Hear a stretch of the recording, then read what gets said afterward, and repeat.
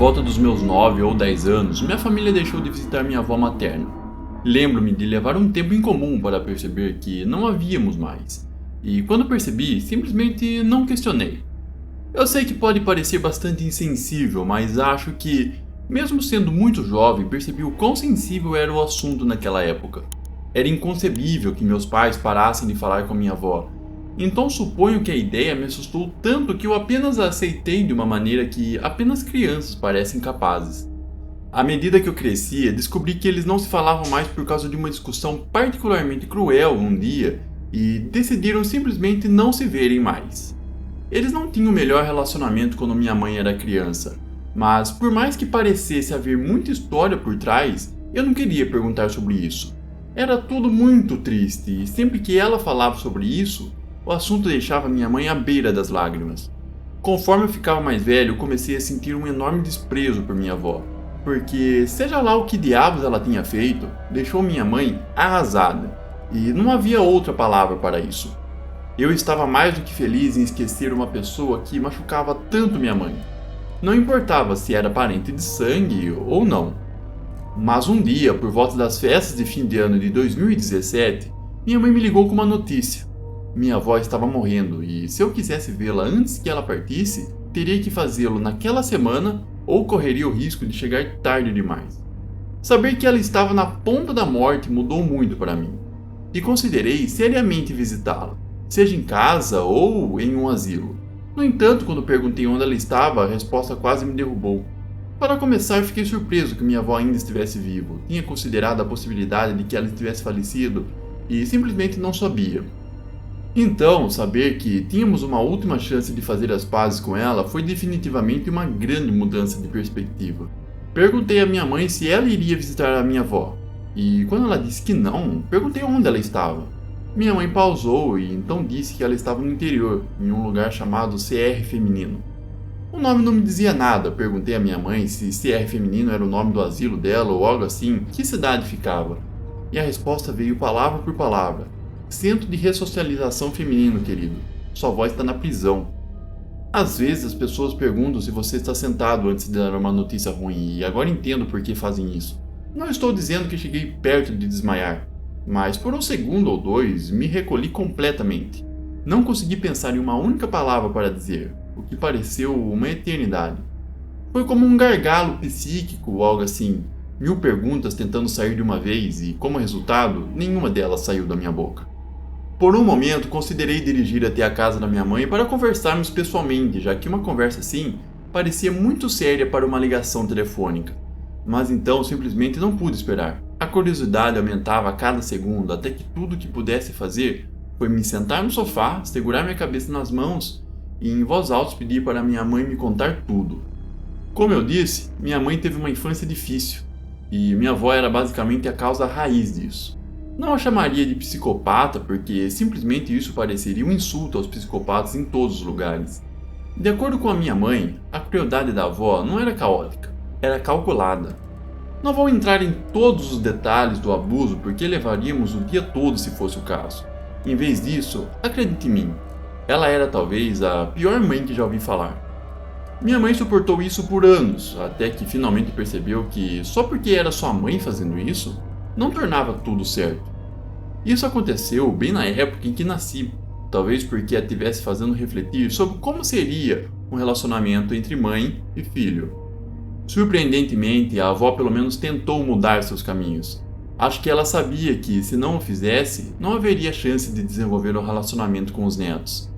Essa mudança em seu comportamento significava que, até eu chegar à idade de 2 dígitos, visitávamos ela ou ela nos visitava pelo menos 1 ou 2 vezes por mês. Então, um dia, completamente do nada, minha mãe recebe uma ligação de um homem que diz ser advogado da avó. A minha avó estava na prisão e as acusações eram graves. Minha mãe pensou que as acusações poderiam estar relacionadas a dirigir alcoolizada. Talvez ela tivesse batido em um carro dirigindo bêbada ou, quem sabe, fosse ainda mais grave, e talvez ela tenha machucado alguém. Mas, independentemente dos detalhes, minha mãe começou a perguntar ao advogado sobre o processo de fiança, porque ela nunca tinha tido que tirar ninguém da prisão antes. Foi quando o advogado lhe disse que a fiança seria algo em torno de R$500 mil. Minha mãe sentiu o estômago se apertar ao ouvir esse número, pois lhe disse tudo o que precisava saber sobre a gravidade do crime. A minha avó não tinha sido pega apenas dirigindo após exagerar, seja lá o que ela fez, estava enfrentando uma longa pena de prisão por isso. Mas o que diabos ela poderia ter feito para justificar uma punição tão severa? Quando a resposta veio, minha mãe disse que teve que pegar a mandíbula do chão. Simplesmente não parecia real. A minha avó estava sendo acusada de 4 acusações de solicitação para cometer assassinato, 4 acusações de conspiração para cometer assassinato e uma acusação de ser cúmplice de assassinato. Resumindo, a minha avó estava envolvida em uma disputa prolongada com um dos seus vizinhos, uma família de jovens profissionais com 2 filhos pequenos. Nunca descobrimos exatamente sobre o que era a disputa, mas em vez de se mudar ou construir uma cerca mais alta ou algo assim, a avó encontrou uma solução diferente para a rivalidade não tão amigável. Ela foi para a internet e tentou contratar um assassino de aluguel.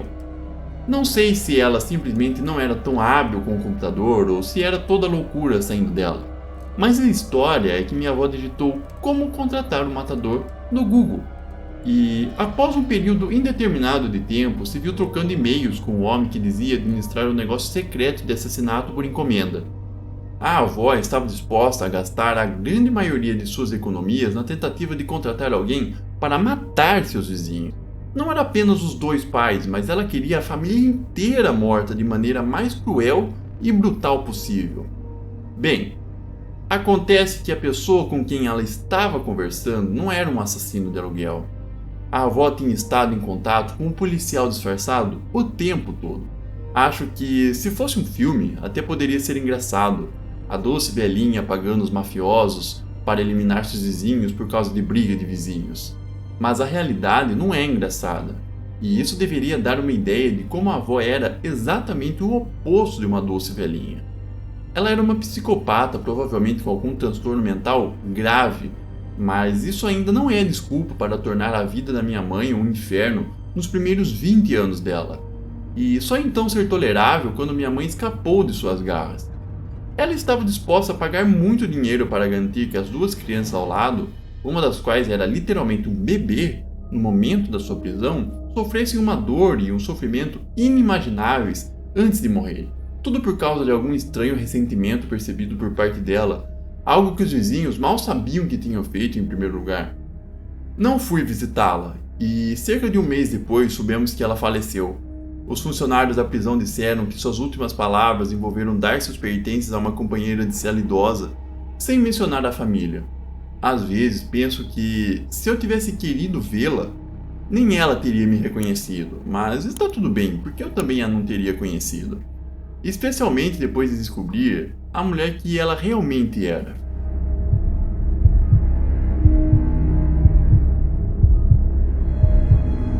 Faz alguns anos, depois de ajudar meus pais idosos a limpar algumas coisas velhas que eles tinham em casa, encontrei uma caixa de fotos antigas. Parei de limpar e carregar coisas e sentei em uma caixa cheia para dar uma olhada nelas. Cada página era uma mina de ouro de nostalgia.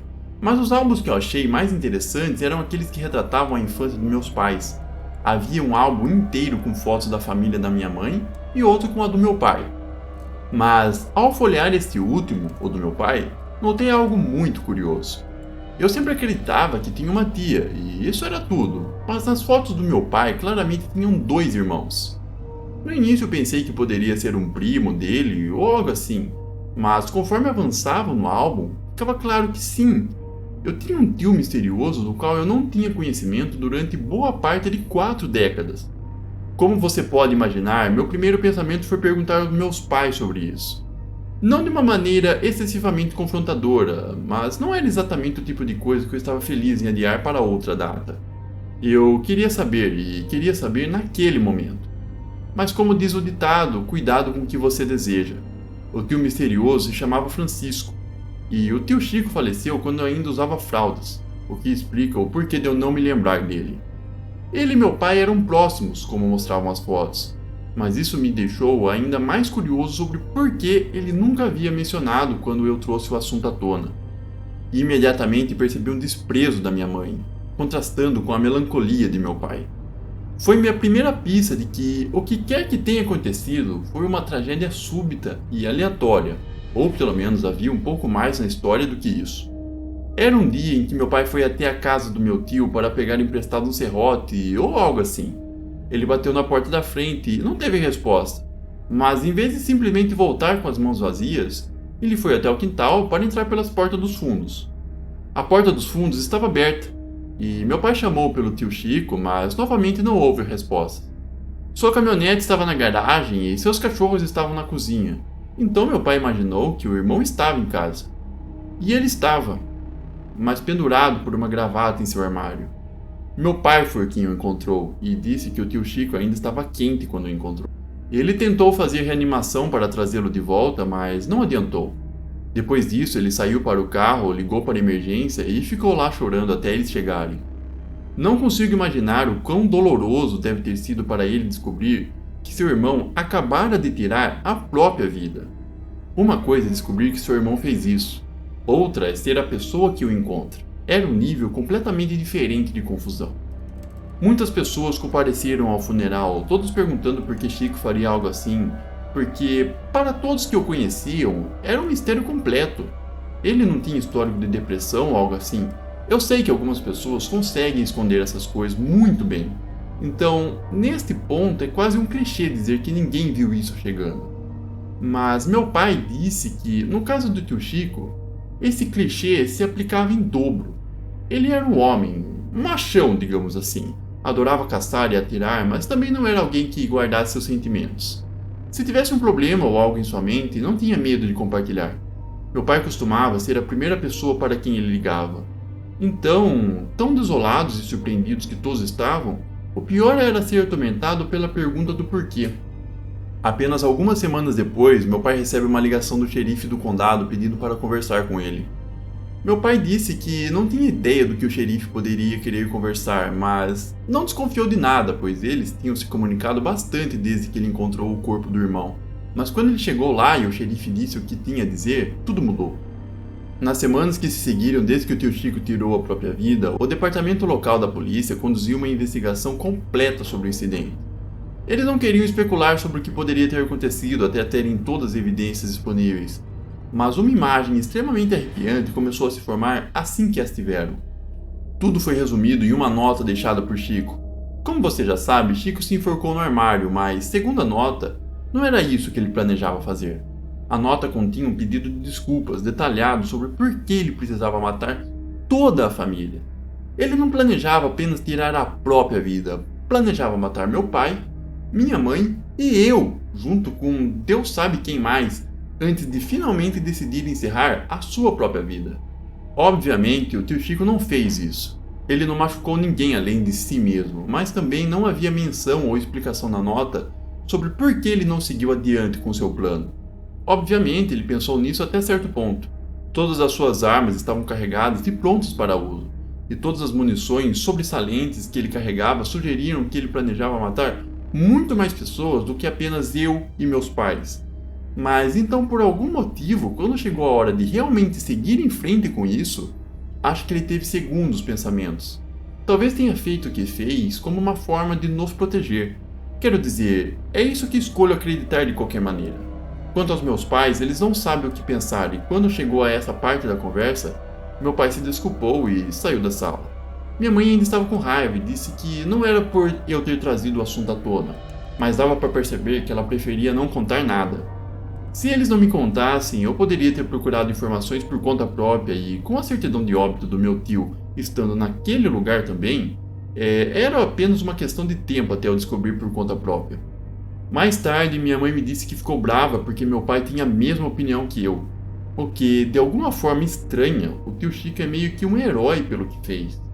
É como se ele tivesse matado o monstro que iria nos matar, só que esse monstro era ele. Em algum lugar dentro da sua própria cabeça, sei que é estranho dizer isso, porque idealmente o tio Chico não faria nada disso e teria procurado ajuda de que precisava. Isso é o que deixa minha mãe tão irritada. Também é como meu pai vê o tio Chico como algum tipo de santo, quando em qualquer outro dia ele estaria vindo nos matar junto com Deus sabe lá quantas outras pessoas. Mas ele não fez isso, porque quem planejava nos matar escolho acreditar, não era meu tio. Não estou dizendo que era o diabo ou algo assim, mas algo tomou conta dele, como um bug em um videogame ou algo assim. Seu código ficou todo errado por um segundo e quando ele percebeu o que estava prestes a fazer, ficou tão assustado que fez o que fez antes que pudesse tomar controle dele novamente. Como eu disse, em um mundo ideal, o tio Chico ainda estaria vivo, mas não vivemos em um mundo ideal e temos que acertar nossos heróis onde podemos encontrá-los. Então acho que é descansar em paz, tio Chico. Eu gostaria de entender o que aconteceu com você, mas acho que o próximo melhor é estar vivo para lembrar de quem você realmente era. Então, em última análise, é isso. É um daqueles segredos de família que ninguém gosta de falar, mas agora está fora do baú, por assim dizer. Lembro-me de ter olhado para as fotos por um tempo depois disso, tentando encontrar alguma pista, algum sinal de que algo não estava certo com o tio Chico. No entanto, nas imagens, ele parecia o mesmo cara feliz e simples, rindo com meu pai e aprontando. Nada que sugerisse o turbilhão de pensamentos sombrios que aparentemente estava carregando consigo. Às vezes eu me pego pensando sobre como teria sido se o tio Chico tivesse seguido adiante com seu plano inicial. Teria sido uma tragédia inimaginável, uma perda terrível, mas ao mesmo tempo ele teria se tornado um vilão, o autor de um ato terrível. Em vez disso, ele ficou apenas como esse enigma trágico, uma vítima de seus próprios demônios internos. É curioso como uma caixa de fotos antigas pode revelar tanto sobre a história de uma família, coisas que foram enterradas e esquecidas por décadas. Às vezes, a verdade é mais estranha do que qualquer ficção que você poderia imaginar. Enfim, agora que tudo isso veio à tona, só posso esperar que tenhamos encontrado algum tipo de paz, cada um lidando com isso à sua maneira. E assim, a história do tio Chico, que parecia esquecida no passado, tornou-se parte da nossa narrativa familiar. Uma daquelas histórias tristes que, de tempos em tempos, ressurge e nos lembra da complexidade e fragilidade da vida humana. Obrigado a todos por assistirem e se envolverem com essas histórias. Não esqueça de deixar o seu like e se inscrever no canal para não perder as próximas histórias que estão por vir. Se cuidem!